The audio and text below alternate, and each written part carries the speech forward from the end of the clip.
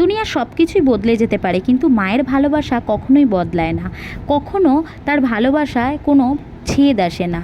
যতই তুফান আসুক, যতই বিপদ আসুক, ভালোবাসা কিন্তু তার কখনোই কমে না তার সন্তানের জন্য।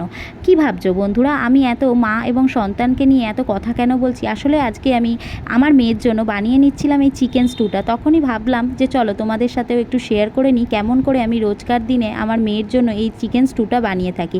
এটা প্রায় আমি একদম 2 বছর বয়স যখন ওর, তখন থেকেই এইভাবে ওকে চিকেন স্টু বানিয়ে দিই এবং ও ভীষণ আনন্দ করে এটা খায়, কারণ আমার মেয়ে ভীষণ ভালোবাসে চিকেন খেতে।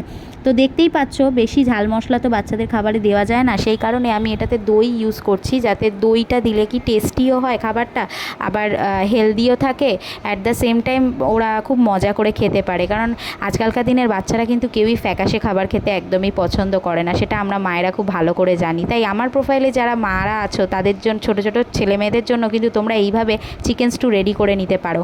আমি এইভাবেই আমার মেয়েকে খাওয়াই। দেখতেই পাচ্ছ, এইভাবে সব কিছু দিয়ে কষিয়ে নিয়ে, পুরো মশলাটা কষিয়ে নিয়ে আমি প্রেশার কুকারে দিয়ে 2 কি 3টে সিটি মেরে নিই, ব্যাস রেডি হয়ে যায় আমার মেয়ে চিকেন স্টু। তারপর গরম গরম ভাত দিয়ে ওকে আমি লাঞ্চ করিয়ে দিই। আজকের লাঞ্চটাও আমি তাই চিকেনটা রেডি করে নিচ্ছিলাম। তারপরেই আমাদের বড়দের জন্য আমি আজকে কী বানালাম সেটা তোমাদের সাথে শেয়ার করে নিচ্ছি।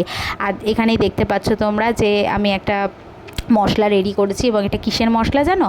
এটা হচ্ছে ছোলে মশলা, মানে চানা মশলা যেটাকে বলে, সেটার মশলা। দেখতেই পাচ্ছ আমি কাবলি চানাটা দিয়ে ভালো করে নেড়ে নিলাম। আজকে রাত্রেবেলা ডিনারে হচ্ছে ছোলে ভাটুরে, আর সেই ছোলেটাই আমি কাবলি চানা দিয়ে রেডি করে নিলাম। আর রাত্রে গরম গরম ভাটুরে বানিয়ে নেব। তোমাদের কাদের কাদের ছোলে ভাটুরে খেতে ভালো লাগে অবশ্যই কমেন্ট করে জানিও কিন্তু বন্ধুরা।